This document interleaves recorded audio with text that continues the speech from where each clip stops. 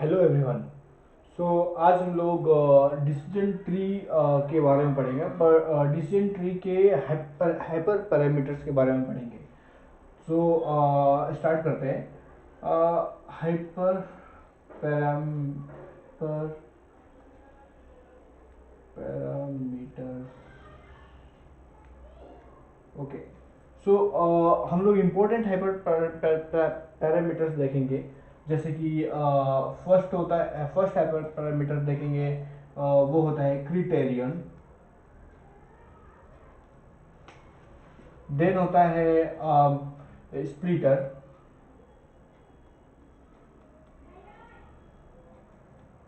फिर जो important hyper parameter होता है, इसमें मैक्स डेप्थ होता है।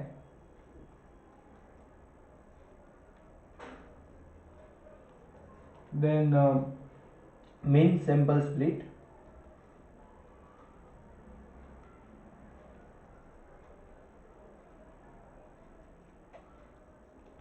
Main sample leaf.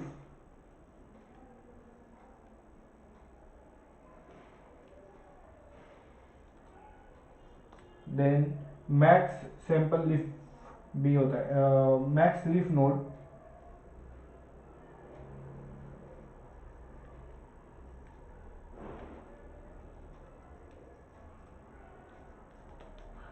Then max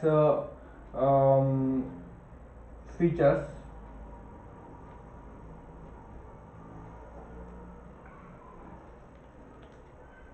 then max leaf, sorry max, not max, sorry, mean impurity decrease. फिर हम देखेंगे लास्ट में रैंडम स्टेट। सो हम लोग ये हाइपर पैरामीटर्स देखने वाले हैं आज के वीडियोस में। ये सब criterion, splitter, max depth, mean sample split, mean sample leaf, max leaf node, max features, mean impurity decrease, random state. तो जैसे कि क्राइटेरियन होता है, क्राइटेरियन में जो ऑप्शन जो ऑप्शन जो क्राइटेरियन क्या करता है, in criterion we can provide the we can provide the value like Gini, entropy, Gini, entropy and log loss। ये तीन वैल्यूज हैं क्राइटेरियन के, जो कि हमें हेल्प करता है to measure the impurities in in a data set through decision tree algorithm। So हम लोग इसमें as per the experience I have noticed that Gini जो है better work करता है out of these two values, entropy or log loss। So please check with please try to work with Gini, but yeah, अगर lesser complex data है तो entropy is also best, और log loss भी अच्छा है, but Gini complex data set पे अच्छा work करता है and it also help us to overcome somewhat overfitting. और स्प्लिटर जो है, स्प्लिटर में दो मेथड होते हैं, लाइक बेस्ड और रेंडम। सो बेस्ड क्या करता है कि जो बेस्ड जब हम स्प्लिट करते हैं कोई भी लीफ नोड को, जब स्प्लिट होते हैं लीफ नोड्स, उसमें इंफॉर्मेशन गेन मेजर किया जाता है। इंफॉर्मेशन गेन मेजर करने के समय जब जो डाटा स्प्लिट होता है, जो लीफ स्प्लिट होते हैं नोड्स, उसमें हम लोग इसमें डिसीजन ट्री अलग अलग डेटा को मेजर करता है, उसका information gain, and based on that वो क्रिएट करता है लीफ, अनदर लीफ। सो उसमें बेस्ट मतलब जो बेस्ट इंफॉर्मेशन गेन वाला डाटा है उसको उसको उसको मेजर करता है. But when we use random, it will choose the random data from the data set, and it will measure the information gain and create leaves uh, uh, into the decision tree algorithm while we work.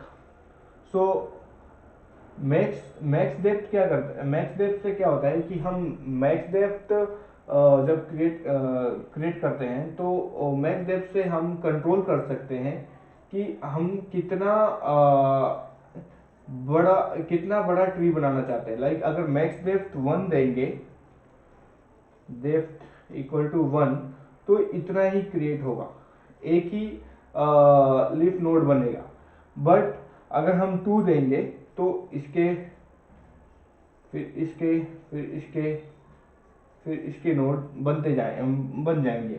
तो ऐसे ही 3 4 5 6. तो we can हम लोग max depth से control कर सकते हैं number of nodes और the number of branches in decision tree. So अगर हमारा मैक्स डेप्थ जरूरत से ज़्यादा कम है तो वो अंडर फिटिंग हो सकता है. अगर बहुत ज़्यादा कम है तो अंडर फिटिंग हो सकता है. बट अगर बहुत ज़्यादा है तो वो over fitting can lead to over fitting.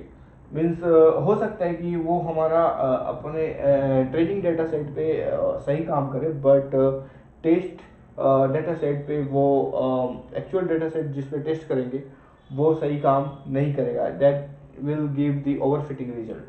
So it is important to बहुत important है कि इसको हम considerable amount considerable value ही दें after doing all the testing and all. Okay, so हमने यहाँ तक पढ़ लिया क्राइटेरियन, स्प्लिटर, मैक्स डेप्थ. अभी हम चलते हैं मीन सैंपल स्प्लिट पे.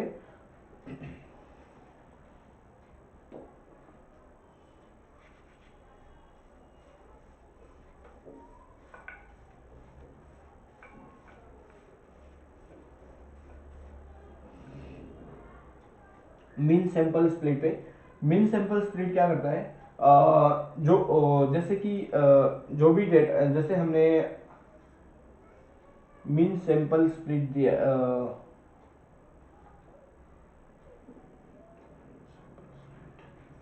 जैसे हमने ये डेटा बनाया है और अगर हमने दे दिया कि अगर जैसे इसमें जो डाटा है, टोटल डाटा 200 है. इसमें है इसमें जो डाटा इसमें जो टोटल डाटा है 80 है, इसमें 120 है. फिर इसमें ये अगेन डिवाइड होता है 2 पार्ट्स में. मान लीजिए दो नोड में फिर से डिवाइड होता है और इसमें डाटा जो है 20 है, इसमें 60 है और इसमें 70 है, इसमें 50 है. तो अगर मैंने मीन सैंपल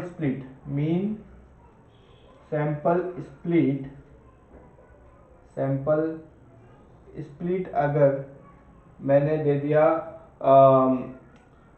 30, तो अगर जो भी नोड का सैंपल साइज लेस देन 30 होगा वो स्प्लिट नहीं होगा फर्दर. लाइक यहाँ पे 200, तो 200 स्प्लिट हो गया 80 और 120 में. बट फिर 80 जो है 20 और 60 में 60 सैंपल में स्प्लिट हो गया. देन ये 120 20 और 50 में स्प्लिट हो गया.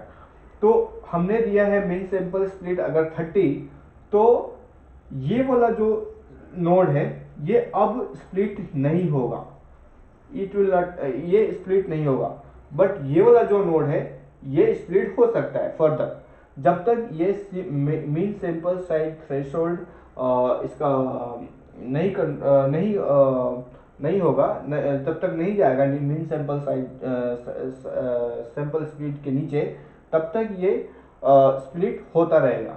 सो इससे इससे हम मीन सैंपल स्प्लिट देने से हम ओवरफिटिंग ओवरकम कर सकते हैं। आल्सो हम रेड्यूस कर सकते हैं time to get executed.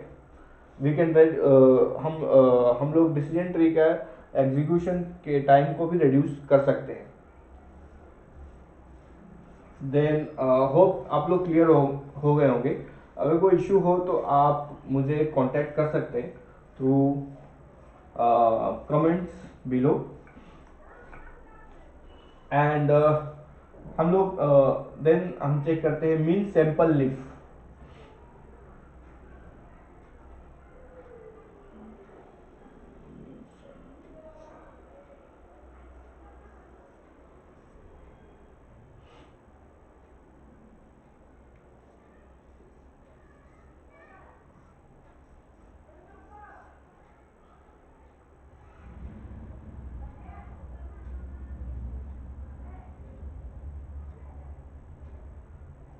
Mean sample leaf का मतलब यह है कि जो भी लीफ नोड होंगे,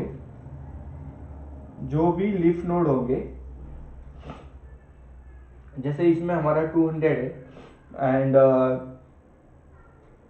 200 है एंड इसमें 80 है और इसमें 120 है।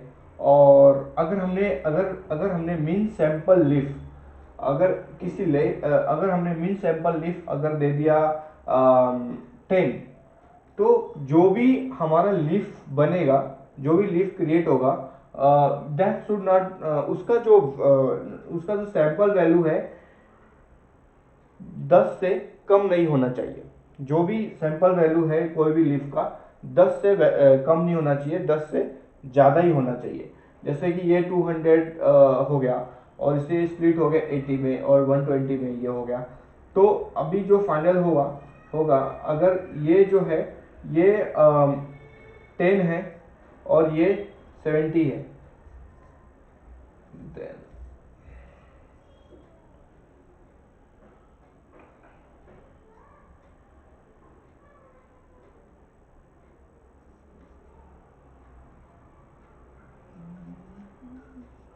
जो भी तो इसके ये कंडीशन देने से हम जो भी नंबर ऑफ सैंपल्स एक लीफ में हम कंट्रोल कर सकते हैं कि मिनिमम कोई भी लीफ में सैंपल जो है 10 रहना ही चाहिए हमें। मतलब कि वो एम्प्टी नहीं चाहिए, एम्प्टी सैंपल नहीं चाहिए या फिर एम्प्टी सैंपल्स नहीं चाहिए हमें। कुछ ना कुछ सैंपल्स उसमें मिनिमम नंबर ऑफ सैंपल्स उस लीफ में रहना चाहिए। So through this we can overcome overfitting। अगर ये मिनिमम सैंपल्स जो है अगर हम इसकी वैल्यू अगर एक ऑप्टिमल वैल्यू रहे तो हम ओवरफिटिंग एंड अंडरफिटिंग दोनों ओवरकम कर सकते हैं।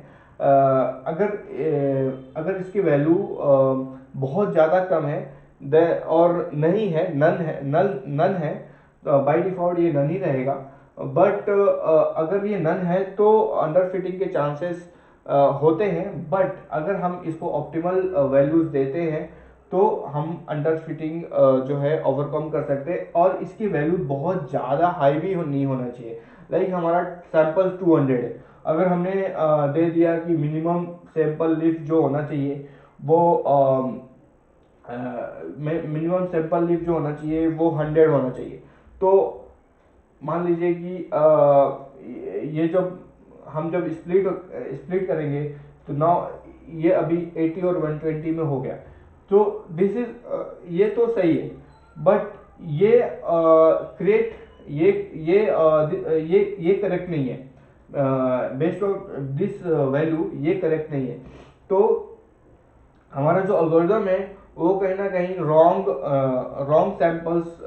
सैंपल्स या इनएक्यूरेट सैंपल्स या फिर ये जो वैल्यूज होंगे यहाँ पे उसको रॉन्गली डिसाइड करेगा और स्प्लिट करेगा। सो ताकि ये जो मीन सैंपल लीफ है इसकी जो रिक्वायरमेंट है वो या फिर ये जो थ्रेशोल्ड है ये फुलफिल हो पाए। होप आपको ये समझ में आ गया होगा।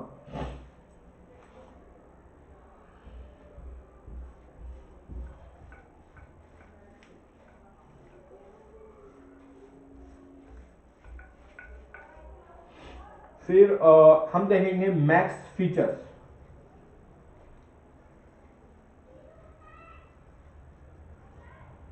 मैक्स फीचर्स क्या करता है कि जब भी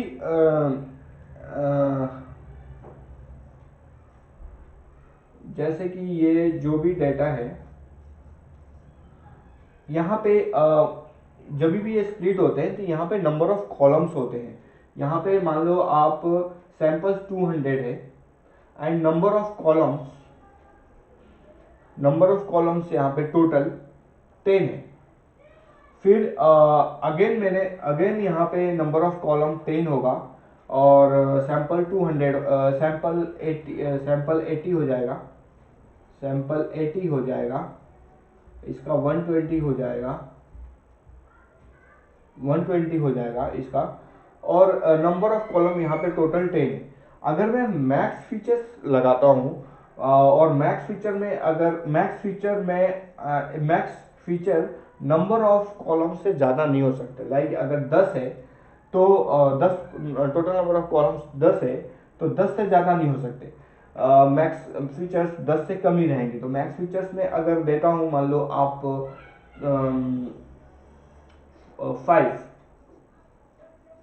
तो जब स्प्लिट तो डिसीजन ट्री में क्या होगा, जब भी प्रोसेस चलेगा, एल्गोरिथम चलेगा, वो रैंडमली जो हमारा डिसीजन ट्री का एल्गोरिथम है, randomly 5 column out of 10 column में से सेलेक्ट करेगा और उसको प्रोसेस करेगा।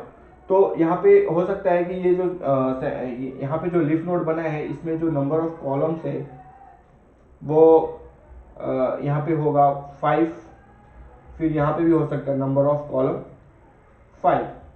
सो रेंडमली ये इस पे कोई कंट्रोल नहीं है कि कौन सा कॉलम ये ऑटोमेटिकली पिक करेगा और बेस्ड ऑन क्या क्या क्राइटेरिया रहेगा कॉलम पिक करने का, ऐसा कुछ नहीं है।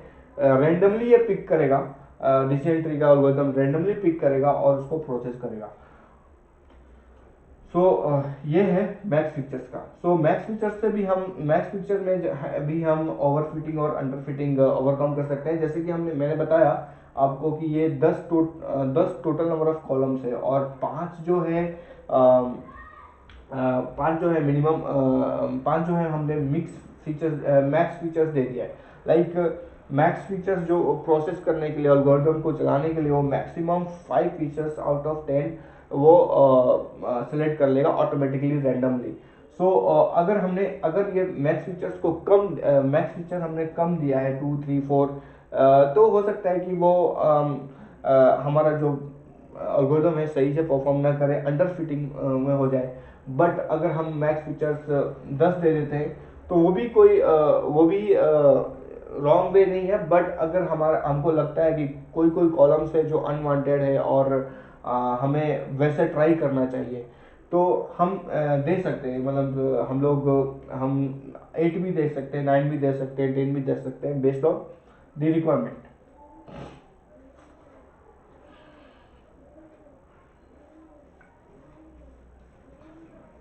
बेस्ड ऑन दी रिक्वायरमेंट नहीं बोल सकते, based on the data set.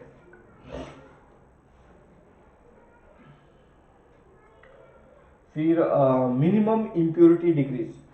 तो जब भी मिनिमम, अभी हम देखते हैं minimum impurity decrease. Minimum impurity decrease ये बहुत ही इम्पोर्टेंट है। जैसे कि अगर हमारा कोई भी डेटा है, मान लो आप कि ये इसमें जो भी इसमें 4 वैल्यूज देखने को मिलते हैं हमें, number of columns, Gini, samples, right. So मान लो नंबर ऑफ कॉलम 10 है, जीनी 0.8 है, ओके। और यहाँ पे जो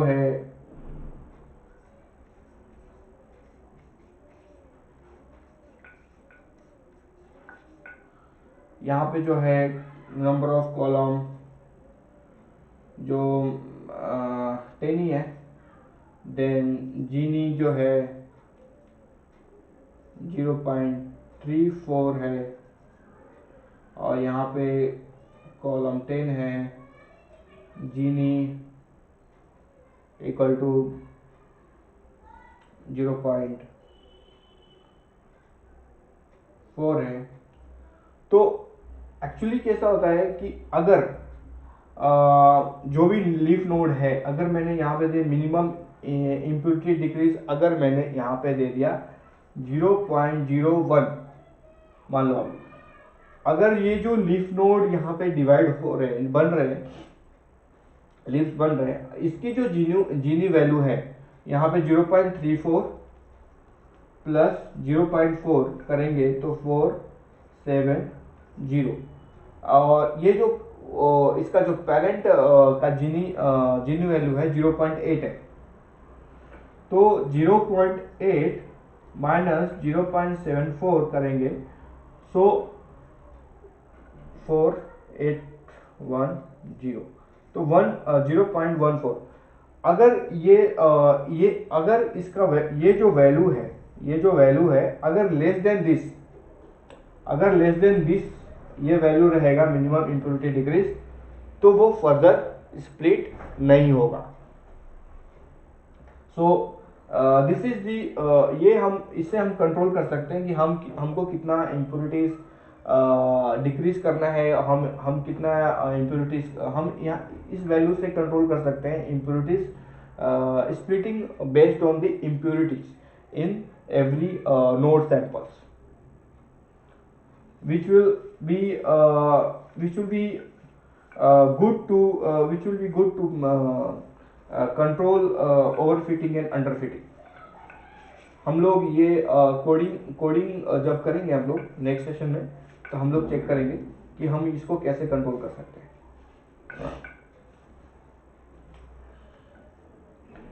so last is random state.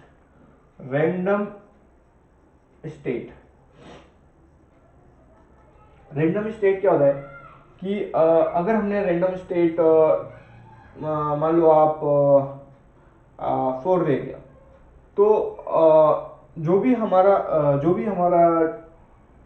Test train और टेस्ट डेटा रहता है, और या फिर जो भी हमारा ट्रेन और टेस्ट डेटा रहता है, या फिर जो भी डेटा सेट हम लोग डिसीजन ट्री एल्गोरिथम के थ्रू प्रोसेस करते हैं, तो वो 4 टाइम्स रैंडम डेटा सेट्स वो प्रोसेस करता है। मतलब कि अगर हमने 4 दिया है तो 4 बार random data set process run करेगा और चेक करेगा, उसके जो भी वैल्यूज रहेगा, एक्यूरेसी रहेगी। सो रैंडम स्टेट हमारा जो है अगर हम रैंडम स्टेट रखते हैं हाइपर पैरामीटर, तो ये हेल्प कर सकता है हमारे मॉडल को मोर एक्यूरेट दिखाने के लिए या फिर चलाने के लिए। सो अगर मैं रैंडम स्टेट पे एक छोटा सा वीडियो बनाऊंगा, सो दैट ये और आसानी से समझ में आ पाए। बट ये डिसीजन ट्री के लिए मैं बस इतना ही बोलना चाहूँगा कि जितना हम रैंडम स्टेट रखते हैं उतने बार रैंडम वैल्यूज असाइन होते हैं एल्गोरिथम को, और वो प्रोसेस करता है algorithm. So that's it from my side. मैं इतना ही हाइपर पैरामीटर्स अपने वीडियो में, आज के वीडियो में दिखाना चाह रहा था डिसीजन ट्री के। बाकी मैं इसके जो रियल इम्प्लीमेंटेशन है वो मैं करके दिखाऊंगा कोडिंग के थ्रू नेक्स्ट सेशन में। Thank you for your time.